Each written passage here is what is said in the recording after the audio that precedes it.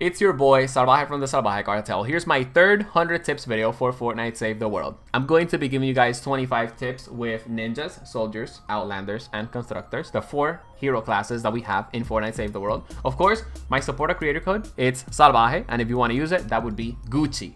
Now this video is my 4 25 tip videos put together as one. However, I have updated some of the tips for 2020. I just wanted to give you guys that heads up.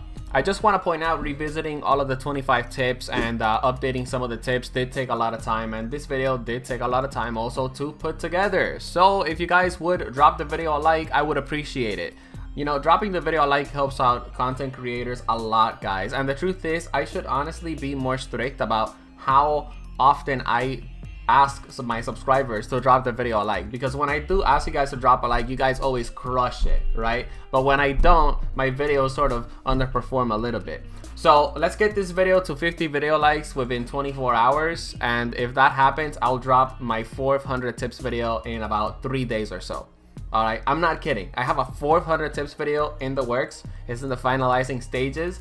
I'm gonna be uploading it soon. I'll be uploading it even sooner if we can get to 50 video likes within 24 hours. I know we can easily crush that like goal. Anyways, feel free to follow me on Instagram, Twitter, TikTok at iSalvajee. Feel free to subscribe to the channel, since I've been seeing that a lot of the people that watch my videos are actually not subscribed. So make sure that you hit that subscribe button so you don't really miss a video. Sorry to take away your time. With that said, enjoy the 100 tip videos. The 100 hero tips. The smoke bomb, in my opinion, one of the best ways to use it is when you're surrounded by a lot of husks. Just drop it on the ground and then of course start swinging your sword around. That is tip number 1. And the reason why you want to do that is because like that you're going to be able to sort of manage a crowd of husks sort of easier. You don't want to be using a smoke bomb on one target, for example. And I just want to point out that this tip number 1 is very essential, specifically at the end game levels of play where you're gonna have a lot of husks and you need to be dishing out a lot of damage to, of course, put down those high health targets. Tip number 2, if you're going to use Ninja Star, don't use it on a single target unless of course you're closing the distance between them. We're going to talk about that later, but for the most part, it should be common knowledge that Ninja Stars will actually pierce the husk by default. I'm putting this tip on the video because this is something that not a lot of people are aware of, since in the past, Ninja Stars didn't pierce multiple husks. Tip number 3, ninjas, they don't take any fall damage. You can fall off from any distance and you won't be taking any fall damage. That's common knowledge that everyone should know. Tip number 4, use Kunai Storm to reposition yourself. So let's say that you have a lot of husk around you and you also want to do some damage as you're changing your location. Just jump once, use Kunai Storm, and on the second jump, just jump out of the way so that you have a better advantage over the husk, and of course, you're not completely overwhelmed. Tip number 5, if you are using the hoverboard and you're gonna get off the hoverboard, jump, deactivate your hoverboard and then press jump again so you move a little bit quicker, and this usually is going to be helping you out when it comes down to speed running those destroy the encampment missions. Tip number 6, did you know that you can actually throw the smoke bomb after you jump? So ideally, something that I like to do against refrigerator husk is I like to jump once, throw the smoke bomb, and then jump again, because the refrigerator door on the refrigerator husk has a huge hitbox, and usually doing this is going to make it so that that refrigerator doesn't really hit me in the knees. Tip number 7, make sure that you are always lining up as many husks as possible when you're going to be using the Dragon Slash ability. Tip number 8, make sure that you're using the double jump that the ninjas have. Ideally, you always want to be using double jump to reposition yourself at angles where the husks are not going to overwhelm you, or of course to get from one quick spot in the objective to the other, specifically if your teammates need help. It might sound like a basic tip, but the number 1 cause that on why a lot of ninja players die is because they don't use double jump.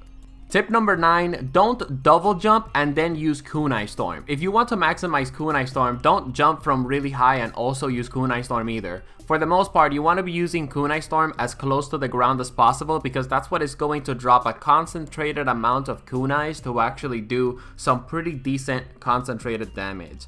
Tip number 10, if you're playing a ninja, you should always be fighting in the front line, even at the high-end levels of play, as I have demonstrated on multiple amount of gameplays that I've posted in the channel. The reason why you always want to be fighting where the husks are spawning or close to where the husks are spawning is because like that you take away a lot of pressure from your teammates.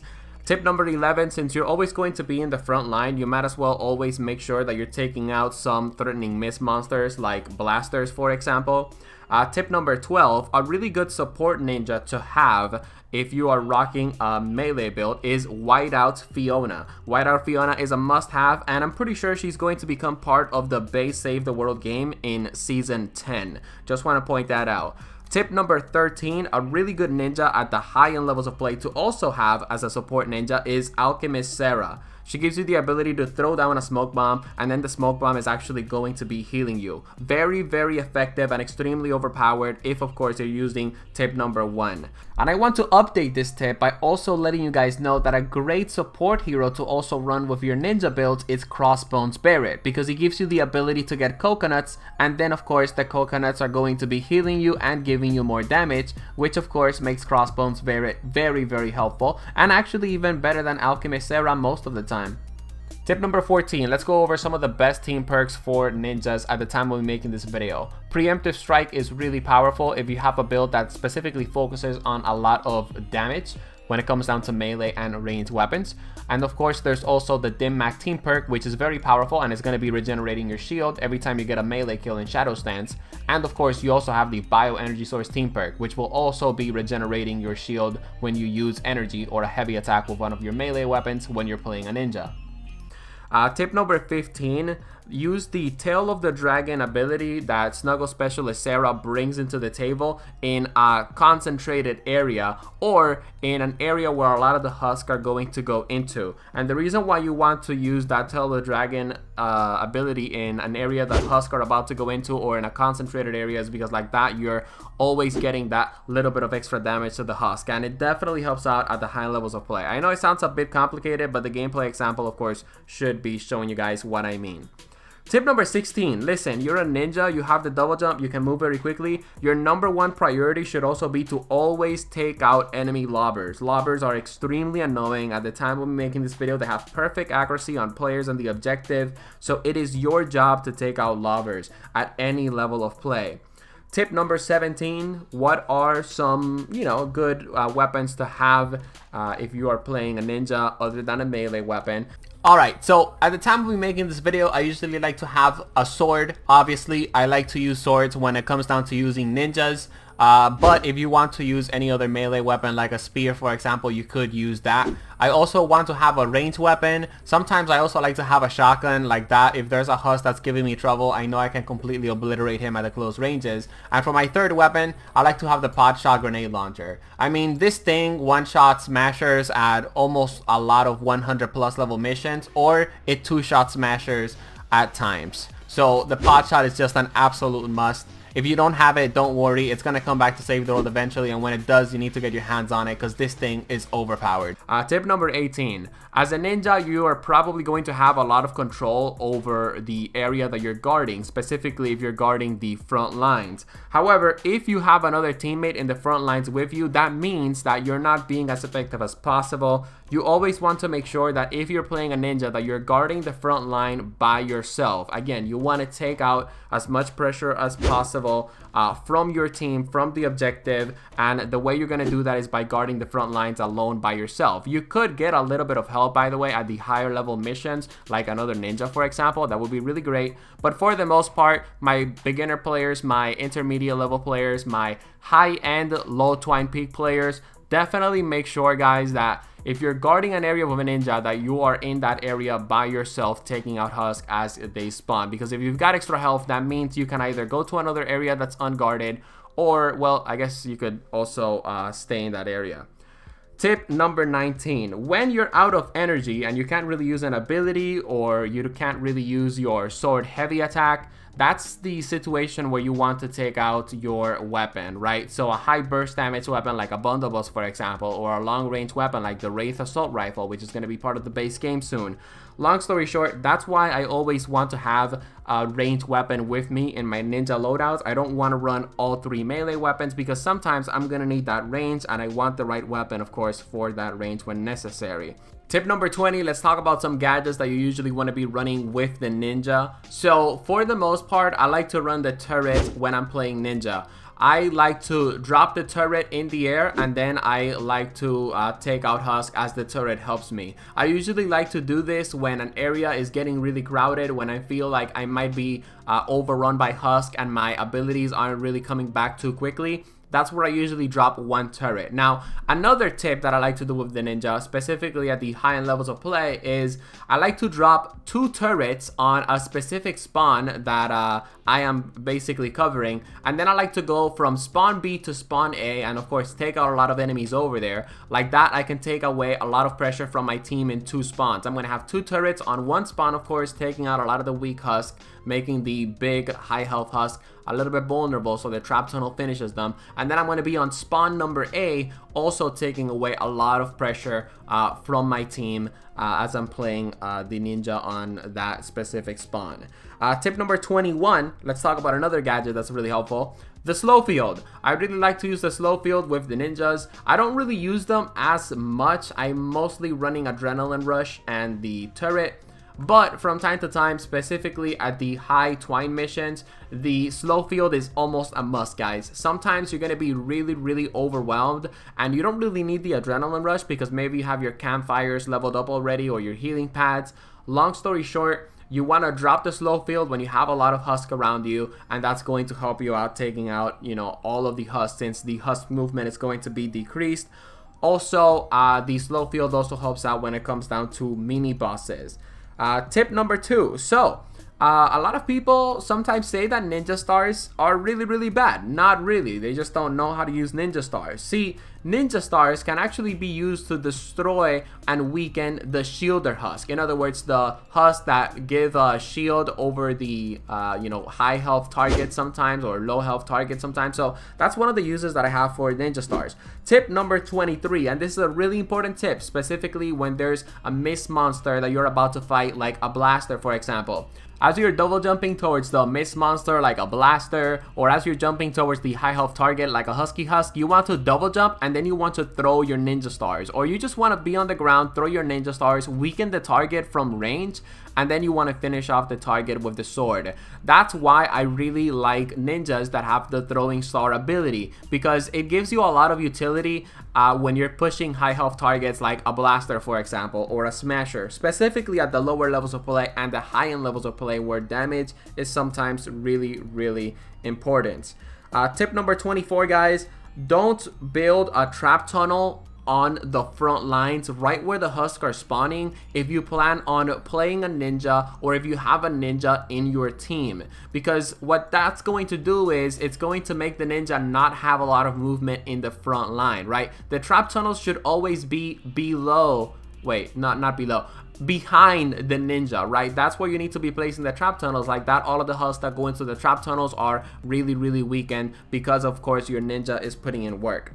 And of course, tip number 25, let's talk about Tempest Kick. When I'm surrounded by a lot of Husks, that's usually where I like to use Tempest Kick so that I can stun them back, get some space, and of course finish them off with you know, my sword. And tip number 26, Outlanders have the ability to open up loot llamas across the map. Open up these loot llamas, break them down, get the materials that you get from these loot llamas, and then put those materials towards the objective by building around the objective, upgrading the objective, building a couple of trap tunnels for your team, because the more you prepare for a mission, specifically at the end game levels of play, the higher chances of you beating that mission and the easier time you're going to have. Tip number 27, if you're using an Outlander that does not have the phase shift ability, make sure that you place a directional pad near the area that you're guarding with that specific Outlander. Like that, if there's a lot of Husks coming your way, you can use the directional pad to basically launch yourself back into the objective. Tip number 28, if you're surrounded by a lot of enemies or you see that you're about to get overwhelmed, make sure that you're taking advantage of your phase shift ability to basically get out of that situation. Tip number 29, don't use phase shift multiple times. The correct way to use phase shift, if you want to maximize it, is to use phase shift and then wait for the movement boost that phase shift grants you to be over, and then you can use another phase shift again. Like that, you're basically getting more distance out of your phase shift. Tip number 30, Seismic Smash is better used when you have a lot of enemies around you. So usually what I like to do is I like to gather as many husks around me as possible if I see that I'm about to be overwhelmed. And I want to get them lined up as much as possible so that I can use my Seismic Smash and destroy multiple husks very, very quickly. Tip number 31, you can use Seismic Smash from the high ground.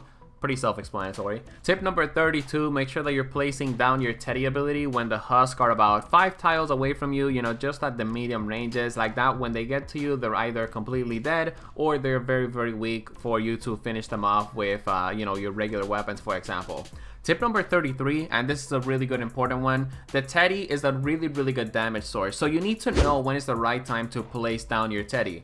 For example, at the endgame levels of play, you shouldn't be placing your Teddy every single chance that you get. Maybe the objective isn't being overwhelmed, so it's better for you to save up on your Teddy just in case that trap tunnel blows up, and then you're gonna need that additional firepower. So again, definitely ask yourself every single time that you're going to be placing the Teddy, is this necessary, or can I actually save the Teddy for another situation?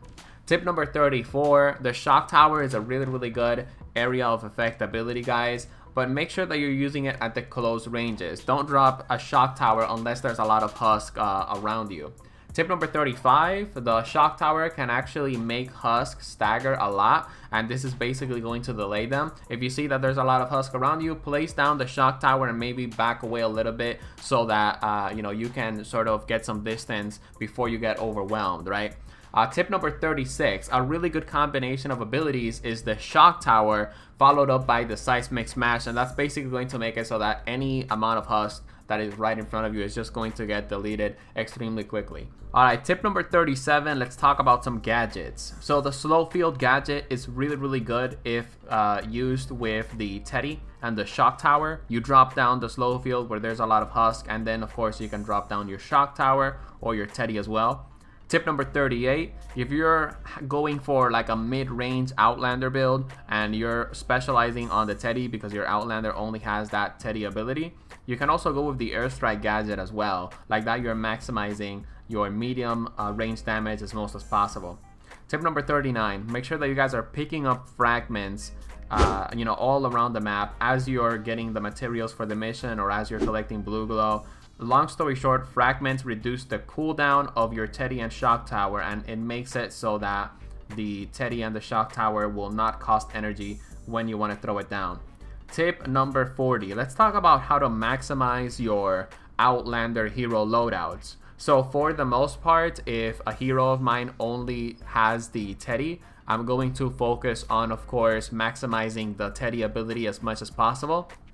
If I have an Outlander that specializes on pistols, for example, I will want to throw at least one other Outlander that is going to make pistols better. And then, of course, I also want to make the abilities of that Outlander stand out because, of course, I want to be getting a lot of damage from my pistols, but also my abilities, because abilities are really important. And if you have an Outlander that has a Teddy or a shock tower, or a Teddy and a Seismic Smash, for example, I would probably say to put at least one perk for your Seismic Smash ability. Vanguard Southie is a really good Outlander that decreases the Seismic Smash cooldown, and Seismic Smash can be a really, really helpful ability that can help you out a lot. Tip number 41, make sure that you press right click while you have your pickaxe out to use your anti-materials charge passive ability that every single Outlander has. An anti-materials charge can help you to gather materials faster, so it's definitely really, really important that you use AMC when you're playing an Outlander or when you're farming. Tip number 42, let's talk about some really good Outlanders that you definitely want to have in your portfolio. Crossbones Barrett is a really good Outlander. Ventura Ramirez, really, really good because she increases the range of the Teddy and makes the Teddy more effective at the 8-tile ranges. Fragment Flurry Jess is a must-have. Trailblazer Quinn is really, really good, and she's part of the base game. Archaeologist is the best farming Outlander in the entire game, and she's an event hero, so you can't really get your hands on her unless Epic brings it to the shop. And then Enforcer Grizzly is also a really good Outlander, and he is part of the base game. I just want to point out Fragment Flurry Jess, she's a holiday hero, so she will be returning like around December. Crossbones Barrett is an event hero, he won't be available anytime soon in the game. And Ventura Ramirez, you can obtain her after you complete Canny Valley Storm Shield Defense 2 as part of a specific Outlander quest line that you're going to be obtaining on your side quest bar. Tip number 43. Let's say that you want to be playing with an Outlander from the really long ranges and you want to use a sniper. Well, it's okay. Use the teleporter gadget to teleport things like teddies as well as shock tower. Tip number 44. Do not place teddies or shock towers inside trap tunnels. This is a terrible idea, and the reason why it's a terrible idea is because it's going to block the husk's pathing from point A to point B, and if a propane gets really frustrated because he can't get from point A to point B, he will therefore blow up the trap tunnel. So you should never be placing teddies or shock towers inside of trap tunnels, and not even at the entrance of trap tunnels. Tip number 45. Make sure that you guys take full advantage of your phase shift ability by being aggressive with it. Phase shift into the enemy lines and then phase shift back out. Phase shift into the enemy lines, throw down a teddy, and then phase shift back out of the enemy lines so that, again, you can just maximize your phase shift ability and you can always be like really active with your phase shift ability. Tip number 46. Let's talk about some really good team perks that I enjoy using for Outlanders. The underdog team perk, it's great. Make sure that you have some healing on your hero loadout, for example, like the homie Survivalist Jonesy. Long Arm of the Law is really good when you're going to be farming around with Outlanders. And the Happy Holidays team perk is also a really good team perk that is going to be reducing your ability cooldown. So that means more teddies and more shock towers. Tip number 47. Use your teddy or your shock tower as cover. If a blaster is shooting you, you can throw down your teddy and again use it as cover. Really good tactic to use your teddy on. Tip number 48, you can actually use Seismic Smash on those annoying refrigerator husks, and this will then cause the refrigerator husk to basically be stunned, and then you're going to be able to do some massive damage on those dudes. Tip number 49, place a shock tower on the ground, jump on top of the shock tower, and then jump again so that you get a bigger jump and you don't have to like place down a staircase to get from point A to point B. Tip number 50, let's talk about cooldowns. The teddy has a 60-second cooldown, but when you have a charge fragment, it only has a 45-second cooldown. The shock tower has a 20-second cooldown, but when you have a fragment with a shock tower, it only has a 15-second cooldown. 51, constructors have actually slower movement speed than all of the other 3 subclasses. So if you're playing a melee constructor, definitely make sure that you always grab the speed boost. Or if you see that you have a melee constructor on your team, feel free to grab the speed boost for them because it is definitely going to help them out. Tip number 52, let's talk about really good gadgets that you want to have as a constructor. The banner is really good for constructors since they're mostly, usually chilling around the objective. The slow field is really good for melee based constructors. And of course, if you are going to be a constructor that's going to be building a lot of trap tunnels, the supply crate is also a really good gadget. Tip number 53, you can use the Going Constructor ability to actually destroy loot llamas. Tip number 54, you can use the Bull Rush ability to destroy llamas or damage loot llamas, and you can also use the Bull Rush ability to destroy structures, just in case there's a lot of structures around you, because maybe you're in a city area. Just use your Bull Rush ability if you don't have an obliterator or a cannonade or a bowler launcher. Tip number 55, you can also use the Rosie ability that the constructor has to destroy structures as well as llamas. Keep in mind also, once you place down the Rosie ability, it will not expire until it runs out of bullets. So again, that's just at the time we're making this video. Hopefully that might change in the future, but keep that in mind.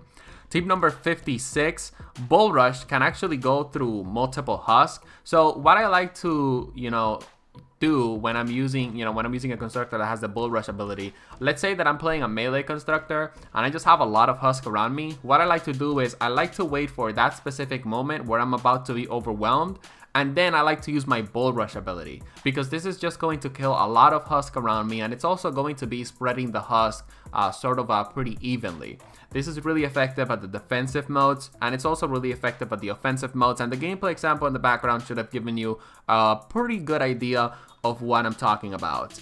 Tip number 57, the Bull Rush ability can also be used to push mini bosses away. Sometimes I even push mini bosses off the map because I'm tired of getting blue and purple schematics at the endgame levels of play. Tip number 58, the Bull Rush ability can also stop smasher charges and taker charges. It's funny because the community sort of thinks that Bull Rush is a bad ability, but it's not. It's one of the best abilities that the constructor has. Tip number 59, never use the decoy ability if you have next to no husk around you. You ideally want to be using the decoy ability when there's a lot of husk around you or the objective is being overwhelmed. You want to place down the decoy and you want to get as many husks to be around the decoy so that of course you can finish them off very quickly. Tip number 60, you can place a decoy behind the refrigerator husk. That will cause the refrigerator husk to turn around and you're going to be able to get an easy elimination on those guys. Look, let's face it, sometimes we try to go by the side or we try to get high ground on them and those husks can be really tricky. So if you are struggling with refrigerator husk or you have a lot of refrigerator husk around you, all you got to do is place that decoy and completely obliterate them once they have their back turned on you. Or you can just run the Obliterator Sniper Rifle. Yeah, that's pretty much what I've been doing because the Obliterator Sniper Rifle shoots through that refrigerator. I hate refrigerator husk, by the way. Anyways, tip number 61, pull out your shield once you're using the Going Constructor ability, and that will increase your movement by a little bit because when you're using Going Constructor, of course, your movement speed gets reduced big time. Tip number 62, throw a plasma pulse after you place down a decoy so that you can maximize how much utility you're going to be getting from that decoy. The plasma pulse is a pretty decent AoE ability, specifically at the lower levels of play. So, of course, mixing it up with the decoy is going to be helping you guys out a lot. Tip number 63, another thing that I like to do with the plasma pulse is I like to throw it down when I'm completely surrounded because maybe I don't really have a decoy ability. Or I also like to throw down the plasma pulse ability on a specific choke point and then just run away from that choke point and let the plasma pulse sort of do its job and do a pretty decent amount of damage to the husk. Tip number 64, let's say that you need to go one tile up. Instead of building a staircase, you can just place your decoy, jump on top of the decoy, and then jump to the terrain that you want to go to. If that sounds confusing, just look at the gameplay example on screen and you guys will understand. Tip number 65, make sure that you're always maximizing your base placements as a constructor. In other words, place your base in an area that is going to give you the most coverage for a specific trap tunnel or a specific objective or multiple objectives. Tip number 66, always make sure that you place your base down as a constructor. It might sound like it's an obvious tip, but sometimes I see endgame level players not placing their base as a constructor because maybe they forgot. It's happened to me a couple of times, by the way. Anyways, if you don't know how to place your base, you open up your trap wheel, you click on floor traps, and then your base should be available in number 1. Tip number 67. Kinetic overload is triggered by knockbacks and staggers. So basically this means that if you run a hardware weapon or a melee weapon that has really high impact, you're going to trigger kinetic overload more often. Tip number 68. Another thing that kinetic overload does is that it increases the critical impact damage, something like that. So basically what this means is that you're going to be doing more damage to the husk after you stagger them. And the best way to maximize this is that if you run a hardware weapon, for example, that has a pretty decent amount of impact, like the lead slit, for example. If I am wrong on my kinetic overload tips, do let me know in the description because kinetic overload is kind of hard to explain, honestly. Tip number 69, make sure that you build your loadouts around your constructor's base if that is going to be the playstyle that you're going after. In other words, don't put heroes in your loadout that is going to be making your melee better when you want your base to sort of add more utility into the field. Tip number 70, and this is a really important one, make sure that you know the purpose that your base serves.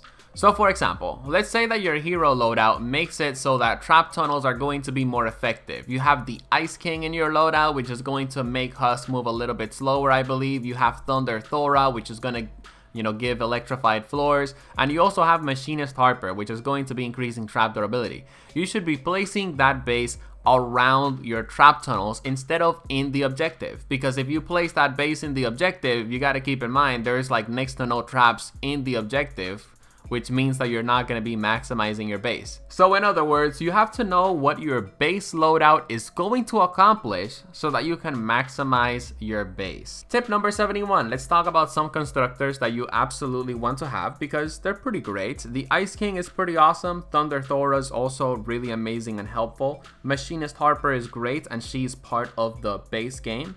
And Constructor Penny is also really good because she decreases Bull Rush cooldown, I believe. And like we discussed earlier, the Bull Rush ability is very helpful. Tip number 72, you can throw a Plasma Pulse from the high ground into the low ground. The gameplay example should give you guys a general idea of what I mean by this.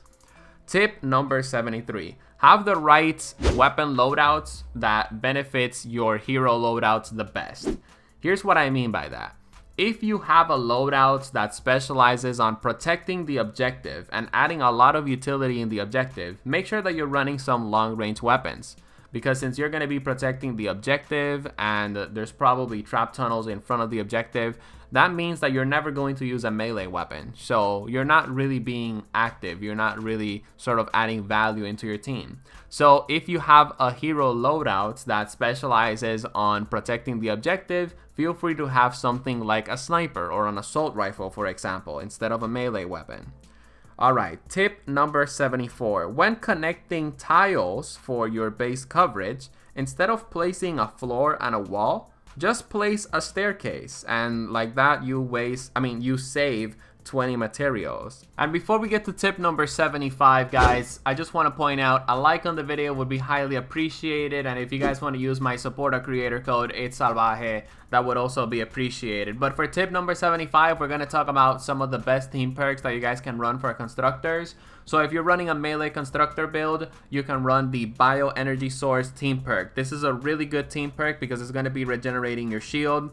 Long story short, you can get Bioenergy Source by obtaining the Mythic Ninja Lynx Cassandra. She is an event hero, so the only way to get her is from a birthday llama or unless Epic brings her back for some reason. Another really good team perk for constructors is the boom-based team perk that you obtain by obtaining the mythic constructor Steel Wool Sid. You can obtain Steel Wool Sid if you complete part 1 of the Canny Valley questline, in other words, the main story. Another top tier team perk for constructors is supercharged traps that you can obtain by recruiting or obtaining the mythic constructor Mega Base Kyle, which is part of the base game. If you're a trap tunnel constructor, supercharged traps is definitely a must. And last but not least, the recycling team perk is also pretty helpful as well. Tip number 1, or tip 76. Make sure that you're using soldiers at the medium ranges, specifically also around the objective, right? At the end game levels of play, you don't really want to camp the enemy spawn because a lot of husks are going to overwhelm you. Also, soldiers work best from a range because of their passive abilities and abilities, which we're going to talk about later. So long story short, you're going to best maximize a soldier if you're fighting within a long range or medium range, okay? For the most part, I usually like to patrol around the objective with a soldier, and on some loadouts, I actually like to sit above the objective, get a nice high ground from the husk, and be able to take them out one by one. So, in my opinion, that's the best way to maximize a soldier, and if you could take one tip away from this video, make sure that it's that one right there. Tip 77, don't use going commando or lefty and righty if you're overwhelmed by husks because you can't heal while using those abilities. Tip number 78, don't throw grenades inside trap tunnels if there's a lot of propane husk or if there have been propane husks that have walked into that trap tunnel. For the most part, I don't really risk it much and I never throw grenades inside trap tunnels unless I built the trap tunnel myself and unless I know that I am ready to build another trap tunnel if my trap tunnel gets destroyed. But yeah, for the most part, sometimes at the beginner levels of play, I see propanes coming in and people are throwing grenades inside trap tunnels and therefore blowing up tunnels. Do not do that, that is a bad idea. Tip number 79, you can use grenades to actually break shields. So the shielder husk are going to be inside of those shields, so the best way to destroy them with your grenades is to get high ground and then throw the grenade from the high ground into the top part of the shield. But if you don't destroy the shielder husk that way, that leads me of course to tip number 80. Let's talk about team perks, right? So one of the best team perks for the soldiers in Save the World at the moment, there's a lot of good team perks for soldiers, but One of the best ones is the Keep Out team perk, which leaves an energized energy field that does consistent AoE or area of effect damage on the ground after your grenade explodes. So you can actually use the Keep Out ability and the grenade technique to destroy shielder husk in synchronicity. So long story short, if you see a shielder husk coming towards you, you just throw grenades, 2 grenades at the shield, and then the energized energy field is going to be doing area of effect damage to that shielder husk, and the shielder husk is going to get eliminated. That's something that I like to do a lot at the end game levels of play, because at the end game levels of play, there's a lot of shielder husk around. And if you are a little bit confused, I'm pretty sure the gameplay example gave you guys a general idea of what I was talking about. Tip number 81, let's talk about a really good soldier for the support slot. The Boy Tactical Assault Sledgehammer is essential. He will be becoming part of the base game on Save the World Season 10 if expansion sets keep working as they are supposed to. Tip number 82, when I'm not using the Keep Out ability, when I have another team perk and I have a soldier that has grenades, for the most part, I don't like to throw 1 grenade at a time, right? I'm going to be saving my grenades if there's a lot of husk around me that are really overwhelmed. So if there's a lot of husk around me, I'm going to be throwing 3 grenades at a time, because when 3 grenades explode, of course, very close to each other, you're going to be able to do some nice AoE damage. So try to use grenades when, you know, like when you're going to throw a lot of them instead of just 1, because grenades without the Keep Out ability aren't really super effective unless you're rocking the Void Vaughn in your support slots. Tip number 83, make sure that you're using Shockwave when you're surrounded by a lot of enemies. Don't use Shockwave just on 1 enemy, because that's kind of a bad idea. For the most part, I usually like to use Shockwave if Husk are actually hitting the objective a lot, because sometimes Shockwave also stuns Husk a little bit, which gives me a really good chance to finish them off.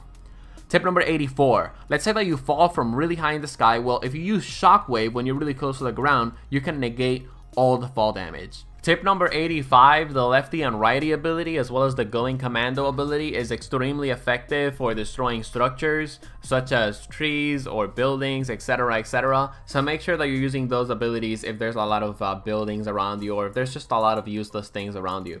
Tip number 86, the war cry ability actually goes through walls, so you don't really need to be next to your teammates to actually activate it. If your teammate is next to the objective, or you know, across like a 2-tile range, the war cry ability will go through walls and it will affect your teammate, okay? Tip number 87, so I wasn't going to put this tip in here because the game points it out, but one of the things that I like to do for my guides, here's a little secret. I like to look up on Google. I like to look up what are the most asked questions about Save the World.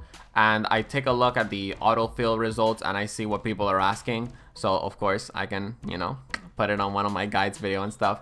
But yeah, long story short, a lot of people don't know what Warcry does. So long story short, tip number 87, Warcry is going to be increasing your weapon damage overall, your sword swing speed, and it's also going to be increasing your fire rate. It is a really good perk, probably the best ability that the soldier has at the end game levels of play, since Warcry tends to be really effective when you're fighting those end game level mini bosses.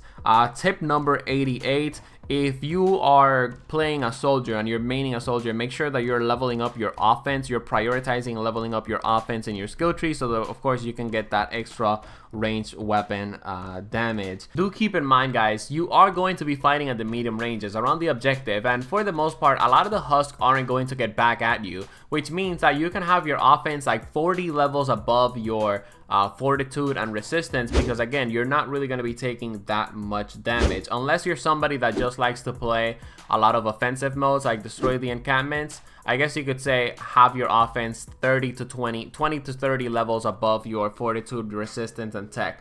I do recommend though that you level up tech just a little bit, but for the most part you do want to focus on offense if you are a soldier only player. Tip number 89, let's talk about gadgets. The banner is a really good gadget for the soldier. Again, you're going to be around the objective, you're going to be sort of patrolling a specific area at a medium range, so the banner helps out a lot. It helps you heal the objective if it's in trouble, and for the most part you're also giving your teammates a spawning point. Tip number 90, the slow field gadget is also really good, but not a lot of people use it correctly.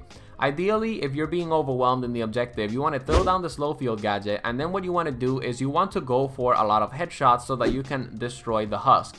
You're going to be able to get headshots really easily because, of course, you know, the husk are like really slowed down, so yeah. Anyways, tip number 91. If you are going to throw one grenade, I recommend that you follow it up with a shockwave. That's what I like to do. Grenade and shockwave combination is extremely deadly, and I absolutely recommend that you guys go for it if you need a lot of burst damage, I guess you could say. Tip number 92, the minigun is amazing at the medium ranges. Make sure that you're mostly pulling out a minigun at the medium ranges. Keep in mind, you can't also build when you're using the minigun. Tip number 93, the minigun is also extremely good with bosses. If you're ever fighting a mini boss that has the ricochet ability, the ability that makes it so that all of the bullets that you hit the boss with bounce back to you, you can just whip out a minigun and you're going to be able to melt them from 0 to 100 real quick. Tip number 94, let's talk about lefty and righty. For the most part, you most likely want to use it at the medium to close ranges. And if you are going to be using a lefty and righty hero, I recommend that you run support for the lefty and righty hero. Maybe have double agent Evelyn or Raven on your support slot, because lefty and righty isn't a super top tier ability. At least I prefer the minigun more than lefty and righty. Tip number 95, when you're playing a soldier, guys, make sure that you're focusing on a single target. Like, don't shoot one husk and then move on forward to the other husk before you finish them off. The reason for that is because soldiers have a passive ability called suppressive fire. And basically what this means is that if you focus on a single target, you're going to be getting up to 15% extra damage, because again, you're only focusing on one target. So don't start shooting a smasher and then halfway through the smasher just switch onto another target. No, focus on one target at a time so that you can maximize your soldier as much as possible.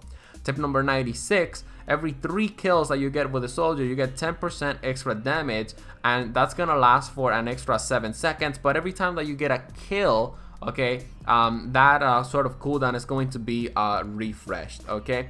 So tip number 97, if you are running loadouts that has the war cry ability, if you're running a hero that has the war cry ability, definitely make sure that you're running a weapon with a high magazine, like that when you activate war cry and you have that increased fire rate, you can dish out massive amounts of damage. Tip number 98, refrigerator husks are extremely annoying, but if you have the shockwave ability, you can actually play around them very well. You want to get a little bit close to the refrigerator husk, and then you want to jump and then use the shockwave ability, and this is basically going to go over them and sort of stun them down, and then you can finish them off really quickly. That's also another use that I like to sort of keep in mind when I have the shockwave ability. Tip number 99, another really good soldier to have in the support slot, if you don't want to run the keep out ability, is to have the boy Demolitioner Jonesy. He has the cluster bombs ability for your grenade, and that can be very helpful, specifically if you're being crowded by a lot of husks. Tip number 100, make sure that when you're building a loadout for your soldier, you're sort of catering to its kit. So in other words, if you're using Shrapnel Headhunter, Shotgun Soldier, make sure that you have a lot of heroes that are going to be supporting shotgun damage, and of course the abilities that Shrapnel Headhunter brings to the field. So those are 100 hero tips for Fortnite Save the World. I love making these 100 tips videos. I loved revisiting all of the previous tips that I put in the past and upgrading some of the tips. If you guys enjoyed the video, again, I would really appreciate it. Please drop the video a like. Feel free to subscribe to join the Salvajee cartel. I also want to point out my Instagram, TikTok, Twitter. It's at iSalvajee. You guys can follow me on there as well. And I'll be seeing you guys in the next one. Thank you very much for watching, and hope you guys learned something new.